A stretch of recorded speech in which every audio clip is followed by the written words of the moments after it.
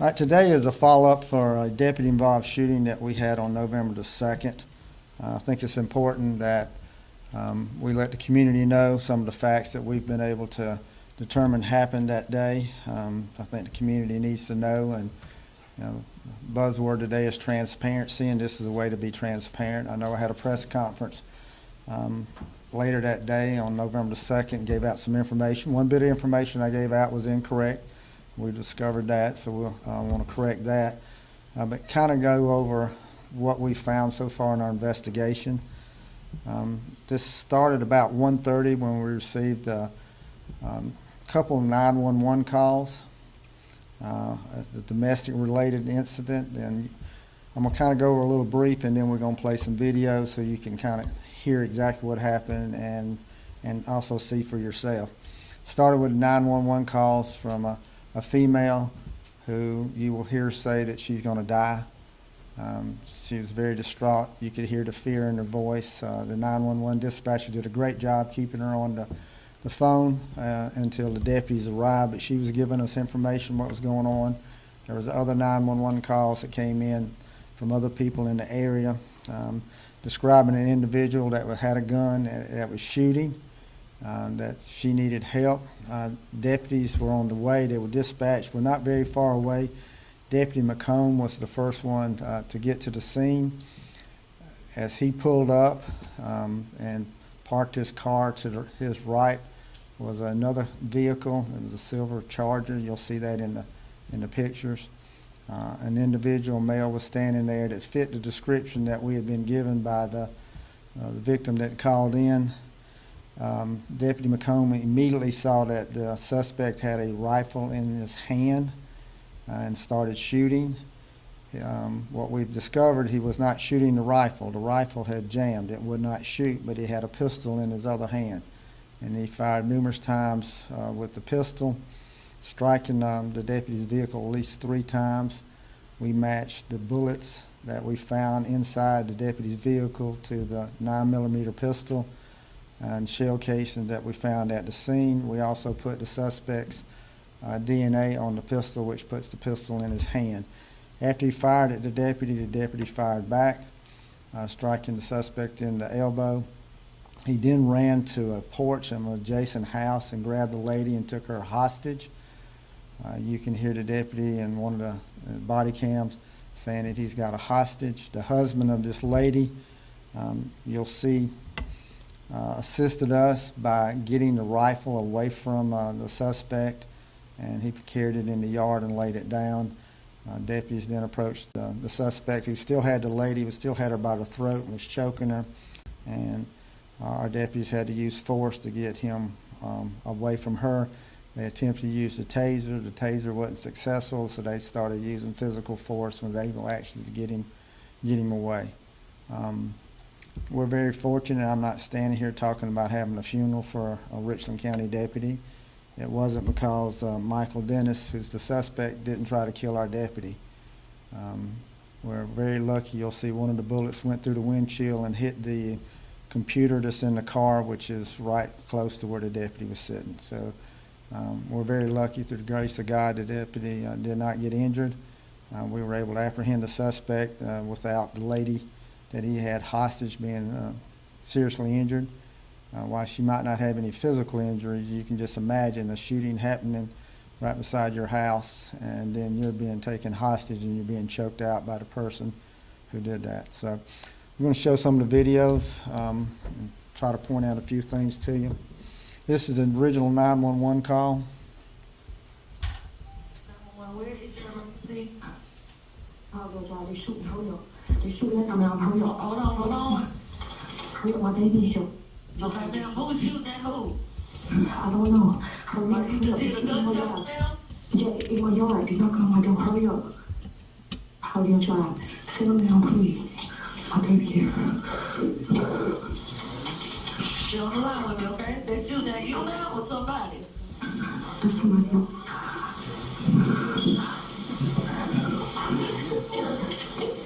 All right, ma'am. Ma'am. Ma'am. Ma'am. Okay, ma'am, I have your call in, okay? How's your drive? Yes, ma'am. Hurry up. Okay, damn, they're hurrying, I promise. Who's shooting? I don't know. They're knocking on my door, please. Okay, you know if it's a male or a female? A male. A black or white male? Black. Please hurry up. My baby here. She's 4. She's gonna die. She's gonna die.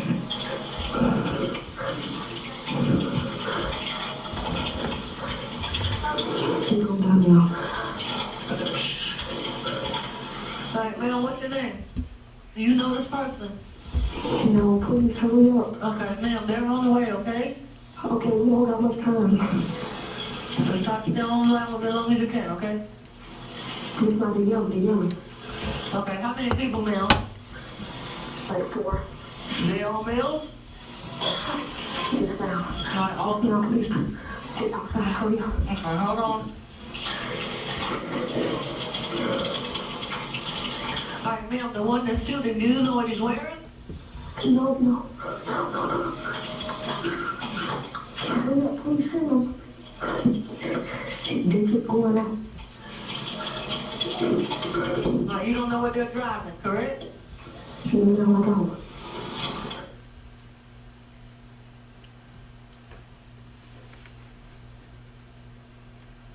All right, this is Deputy McComb's body cam. There's no sound at the beginning, and then the sound will cut on. He's already been shot at and shooting back, and you saw glass fly.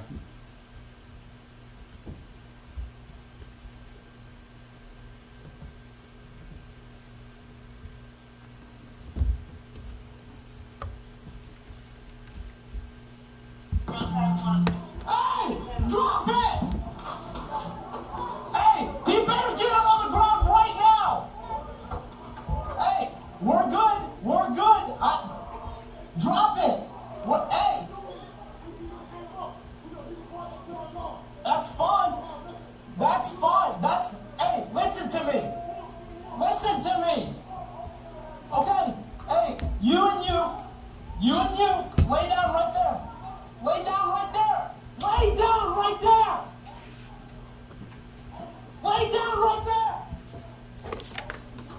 Okay.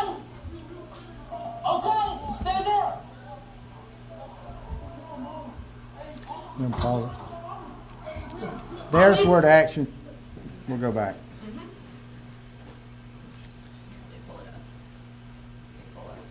And I'll start pointing some things out to you. All right, this is where most of the action is coming. This is the silver car where the suspect was standing when he was shot at our deputies, and you'll see the bullet holes there. But he runs from this car to this house, and there's a little porch in front of this house, and this is where he's got the lady and is holding her hostage. The 2 other individuals that the deputy's yelling at were right there too, so he doesn't know if they're involved or not, so that's why he's ordering them to come over here and get here. You'll see an individual, a black male without a shirt on. That is the lady that's been held hostage. That's her husband. You'll see as we play the tape what he actually does, rescues the gun. Hey, we're good. Drop it. What? Hey. That's fine. Hey, listen to me. Okay, hey, you and you, lay down right there.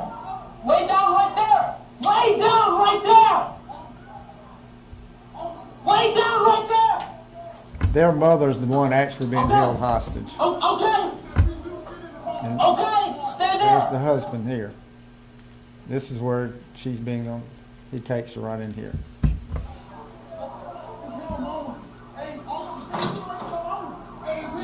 I need people. Guys, where are my units?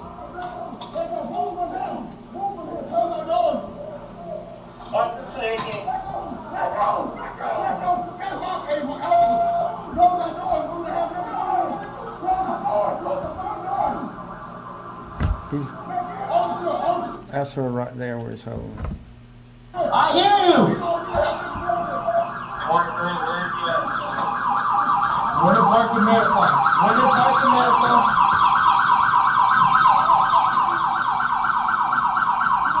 Suspect is wearing a green jersey, white shirt, green basketball jersey, as a hostage. Right there!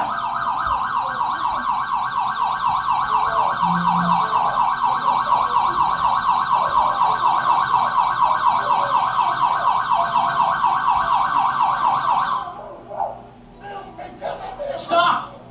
We don't have nothing to do with this. I hear you! I hear you! I hear you! I hear you! Stop!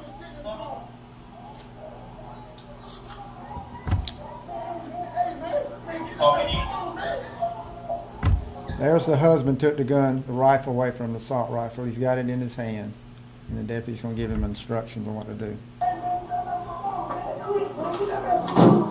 Hey! Is that, hey! He lays it down. Hey! Is that his, hey, is that his gun? Yes, he did. We just got the gun.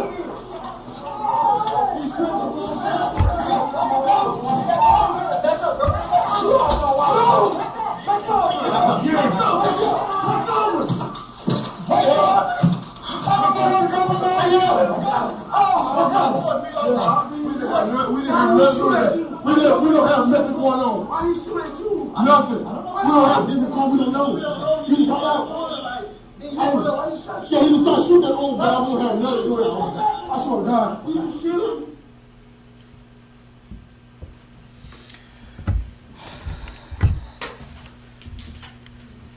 Next.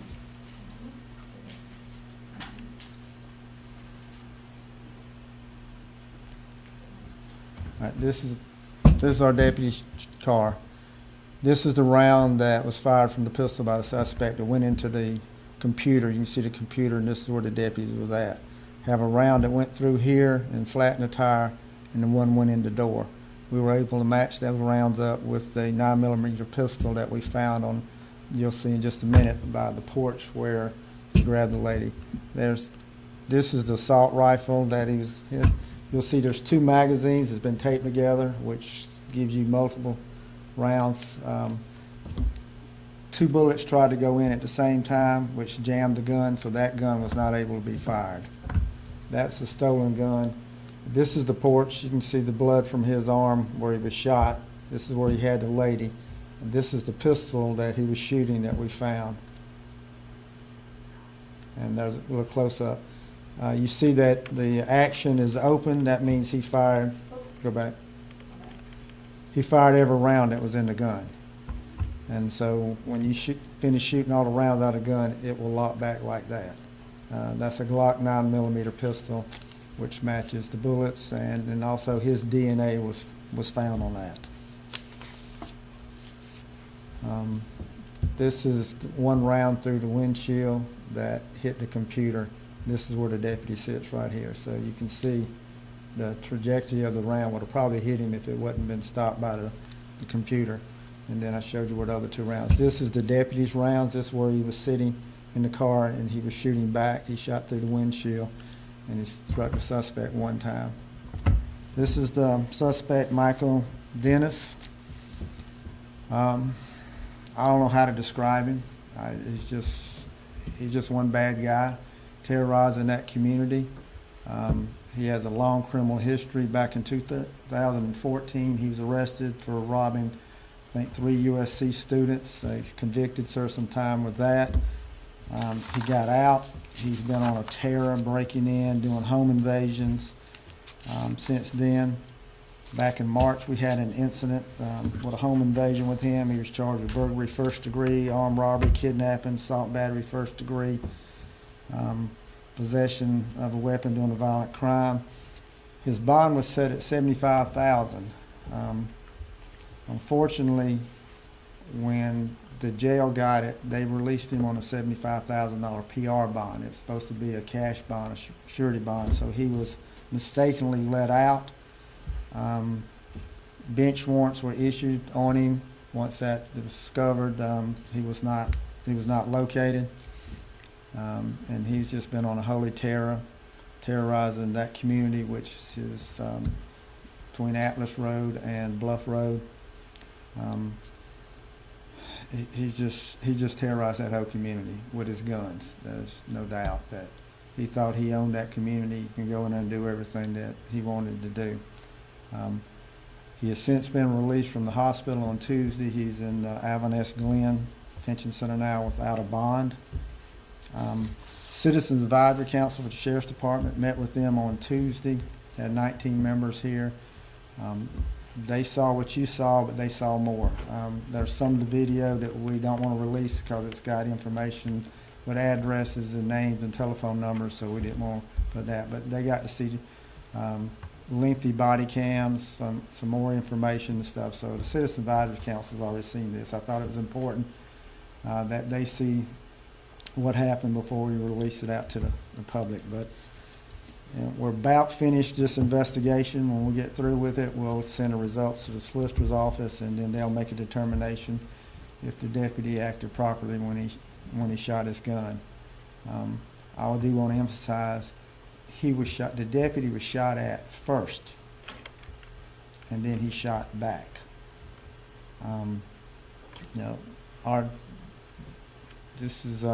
We did an investigation recently for SLED on a shooting they were involved in.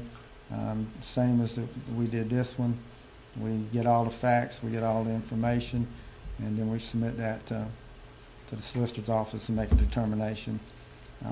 Our DNA, our ballistics, were able to get, turn around on the information we needed very quickly within a day or two. We had DNA matched, we had ballistics matched up, taking statements from everybody.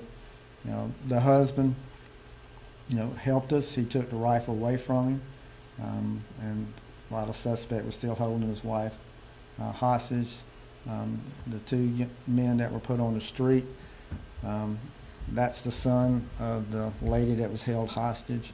Again, we're just very fortunate that this turned out the way it did, that nobody got killed. Questions? Sheriff, did the woman who called 911, did she know Dennis previously? Because she was saying on the call that she didn't, but it's a domestic dispute call.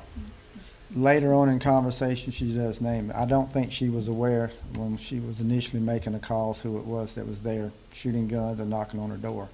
At some point, she realized who it was, and she gave that information over to the dispatcher. She'd also been a victim of him breaking into her house just a few days before this, too. So, again, it's a pretty lengthy call to dispatch, and we got more information as she kept talking, and she did identify who he was at some point. She mentioned a group of men in that call. She said 4 individuals at one point. Was there anyone else involved or any other suspects? She didn't change it later on to 2. So, again, I think she's so scared to death she's not really sure what's going on, and that's why the dispatcher kept her on the line getting more information. And again, we've talked to her, so we've got the correct information. But, she didn't know exactly everything that was going on. All she knew was there was shooting going on. You can actually hear gunfire while she's on the phone. It's a very dangerous situation. Was he shooting at her house or into the air? He just shooting in the air, we believe. Again, just terrorizing her and terrorizing that community. We get calls from that community on occasions where people just come and just shoot. He's responsible for a lot of that. Again, he's just been a holy terror. And Sheriff Lott, you can clarify, you said that he was arrested and then mistakenly released. If you can kind of clarify that in your case now. Circuit Court judge set a $75,000 bond on him that was supposed to be surety or cash bond. And, somehow he was released on a $75,000 personal recognizance bond, which means he didn't have to post anything. He's supposed to have an ankle monitor on and be under house arrest. The ankle monitor never was turned on, and he definitely didn't stay in his house. So right now he has no bond set on him. The circuit judge has issued another bench warrant on him, which means he can't have a bond set on him. So, our goal is keep him in, that he's not going to get out. We've already seen what happens when he gets out. Your deputy remains pretty calm through that entire ordeal as best you can, and when you get shot at and things of that nature. What do you have to say about his? What did you see in that, and what do you have to say about that? Very professional. Very proud of him. I think his training. You just saw what happens when someone's under stress, you resort back to your training. So the way he reacted was how he was trained to do. Again, that's what the Citizens Advisory Council comments were, just how controlled he was of his emotions. You know, it was a chaotic scene. You just got shot at, you know, and you got somebody being held hostage. You got people running around. You don't know who good guys and bad guys are. And he was controlling the situation pretty good. And so all the deputies that responded, then the responding units that got there very quickly, they were able to get the suspect away from the hostage. So I think everybody did a great job. Again, you know, the shooting part will be sent to the solicitor. They'll make the determination on if the shooting was justified or not. We'll make the determination if our deputies followed policy. Okay, well, thank you.